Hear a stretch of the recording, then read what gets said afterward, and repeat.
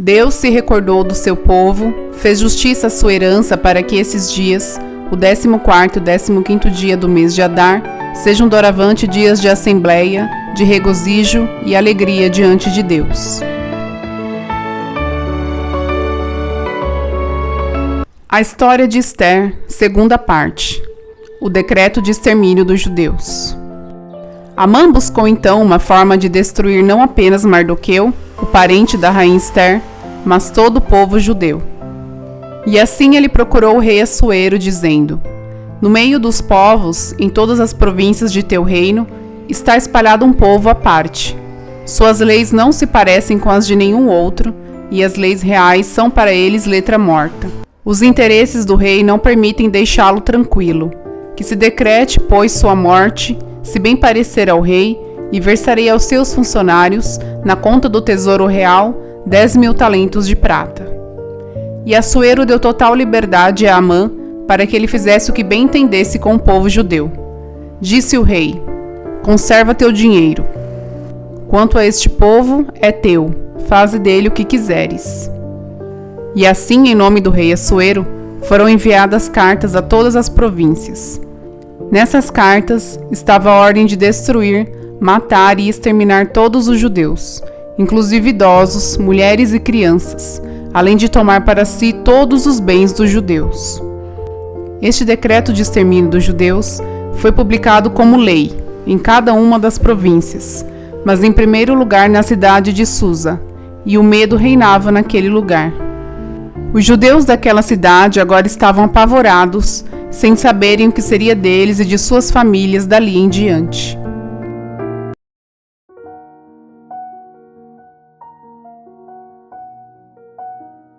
Em todas as províncias havia agora entre os judeus luto, jejum, medo e pavor. Muitos agora dormiam sobre um pano de saco e cinzas. Mardoqueu, em luto por si e por seu povo, rasgou suas vestes e se cobriu com um pano de saco, andando pela cidade. Todos o viam gritando e chorando de dor. Em seguida, a notícia do decreto chegou até Ester. Mardoqueu havia enviado uma cópia do decreto de extermínio a ela e também pedia que ela fosse até o rei para implorar sua clemência para com todos os judeus e defender e estar ao lado de seu próprio povo nesse momento em que mais precisavam. Mardoqueu pediu que transmitissem essa mensagem a Ester. Lembra-te, fê-lo dizer, dos dias de tua pequenez, quando eu te nutria com a minha mão, porque Amã, o segundo personagem do reino, pediu ao rei a nossa morte. Invoca ao Senhor, fala ao rei em nosso favor, livra-nos da morte. Havia uma lei que proibia que qualquer pessoa se aproximasse do rei sem que fosse chamada por ele, e a pena para o descumprimento dessa lei era a morte. Assim que leu o édito e recebeu essa mensagem de Mardoqueu, o medo e a aflição tomaram conta da rainha em um primeiro momento. Mas depois, ela enviou uma outra mensagem a Mardoqueu. Pedia que todo o povo judeu jejuasse por ela, que não comesse nada durante 3 dias e 3 noites, e que ela e suas servas também iriam jejuar. E que depois disso, Ester iria ao encontro do rei Assuero e dizia na mensagem a Mardoqueu: depois irei ter com o rei, apesar da lei, e se for preciso morrer, morrerei. E Mardoqueu e todo Israel clamaram ao Senhor Deus com todas as forças, porque a morte e a dor esperavam por todos eles. Ester também se prostrou e se humilhou, arrancou suas lindas vestes de rainha e agora se vestia com roupas de luto, e suplicava ao Senhor que tivesse piedade de si e de seu povo, dizendo: a nós salva com tua mão e vem em meu auxílio, pois estou só e nada tenho fora de ti, Senhor. Ó Deus, cuja força tudo vence, ouve a voz dos desesperados, tira-nos da mão dos malfeitores, e a mim livra-me do medo.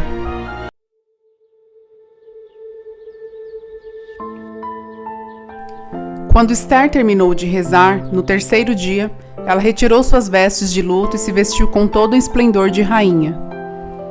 Ester estava majestosa, mas embora estivesse linda por fora, por dentro Ester estava tremendo de medo e temor. Junto com 2 servas, ela foi ao encontro do rei. Assuero estava sentado em seu trono real, revestido com muito ouro e pedras preciosas. Ele parecia terrível. Ao vê-lo, Ester ficou pálida e desmaiou. Deus mudou o coração do rei e o inclinou à bondade e mansidão. E quando viu Ester desmaiar, ele correu para socorrê-la e disse: "Que há, Ester?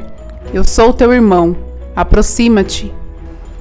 Mas Ester desmaiou novamente. Então Assuero e todos os cortesãos ali presentes ficaram preocupados, e o rei disse a Ester: "Que há, rainha Ester?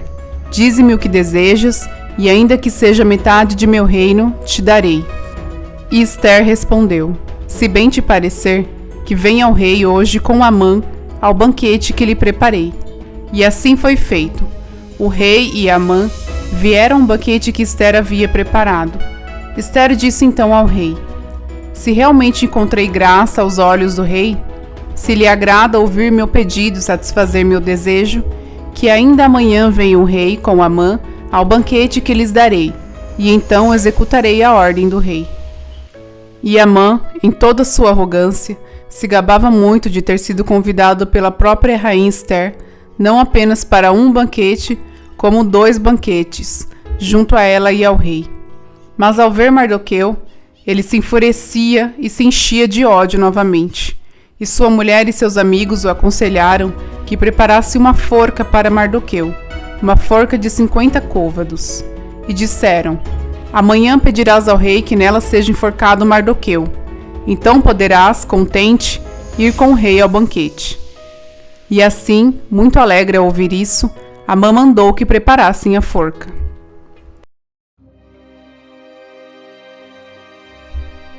O rei Assuero, sem conseguir dormir naquela noite, pediu que trouxessem o livro das crônicas.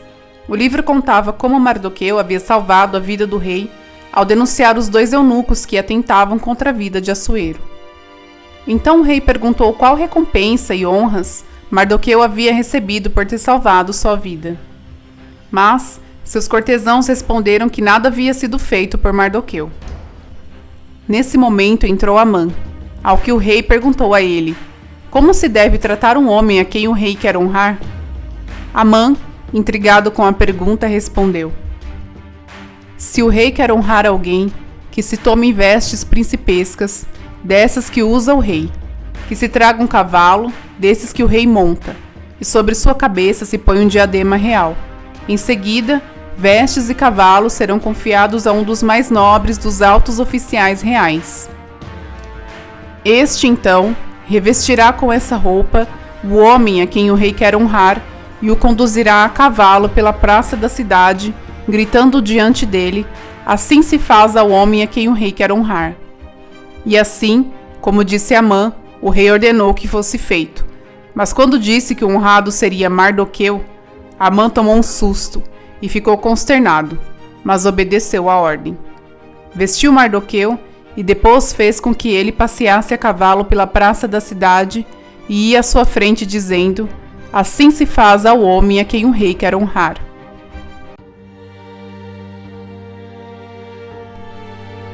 Novamente, o rei e Amã compareceram a um banquete preparado pela rainha Ester.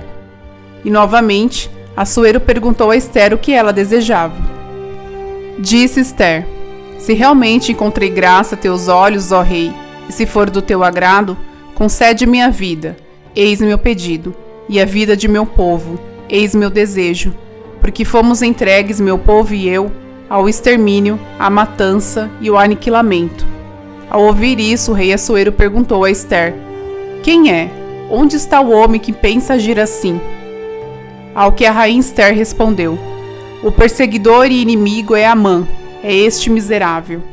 Amã então ficou aterrorizado e o medo tomou conta dele. Um véu foi jogado em seu rosto, e Harbona, um dos eunucos, sugeriu ao rei: na casa de Amã há uma forca de 50 côvados, que ele mandou preparar para Mardoqueu. E o rei ordenou: enforcai-o nela. E Amã foi enforcado na forca que tinha preparado para Mardoqueu. Depois disso, Ester suplicou ao rei que a ordem de extermínio dos judeus fosse anulada, mas o rei respondeu que nenhum édito redigido em nome do rei e selado com seu anel, poderia ser anulado. Então, Assuero ordenou que fossem enviadas a todas as províncias cartas, nas quais dava total liberdade para que todos os judeus lutassem e se defendessem. Assim, os judeus tiveram tempo para se preparar e se armar para o dia do combate, para defenderem a si mesmos, seus amigos e suas famílias contra o ódio de seus inimigos. Ao tomarem conhecimento dessa ordem real, todos os judeus se alegraram e festejaram em júbilo, com grandes festas e banquetes, e entre a população do país, muitos foram que se tornaram judeus.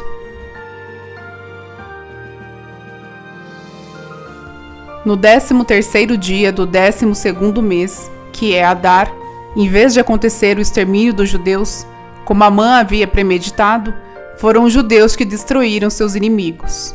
Inclusive, em diversas províncias, altos oficiais passaram a apoiar os judeus, por medo de Mardoqueu.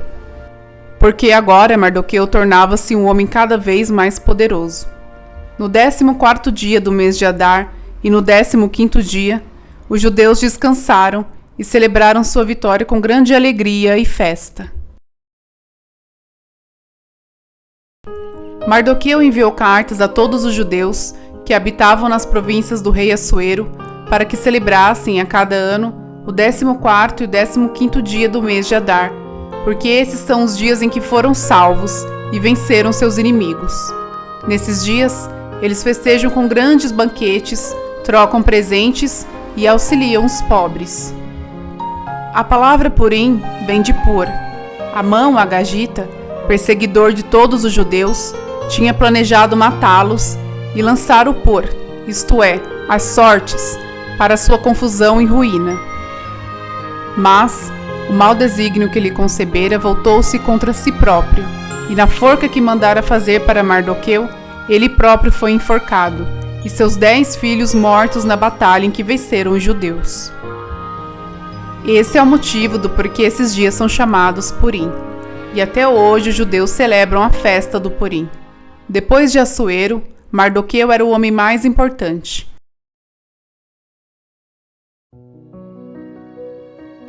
Quando tudo isso terminou, Mardoqueu, refletindo sobre o sonho que havia tido há muito tempo, quando Ester ainda vivia com ele, e também em agradecimento ao Senhor por ter salvado o seu povo, disse: E disse Mardoqueu: Tudo isso vem de Deus. Se recorda o sonho que tive a esse respeito, nada foi omitido. Nem a pequena fonte que se converteu em rio, nem a luz que brilha, nem o sol, nem a abundância das águas. Ester é esse rio, ela que se casou com o rei, que a fez rainha. Os 2 dragões somos Amã e eu. Os povos são aqueles que se coligaram para destruir os judeus. Meu povo é Israel, aqueles que invocaram a Deus e foram salvos. Sim, o Senhor salvou o seu povo. O Senhor nos arrebatou de todos os males. Deus realizou prodígios e maravilhas como jamais houve entre as nações. Por isso estabeleceu 2 destinos, um em favor de seu povo, outro para as nações. Esses destinos se realizaram na terra, no tempo e no dia determinado segundo seus desígnios e diante de todos os povos. Deus se recordou do seu povo, fez justiça à sua herança para que esses dias, o 14º e 15º dia do mês de Adar, sejam doravante dias de assembleia, de regozijo e alegria diante de Deus, para todas as gerações e perpetuamente em Israel, seu povo.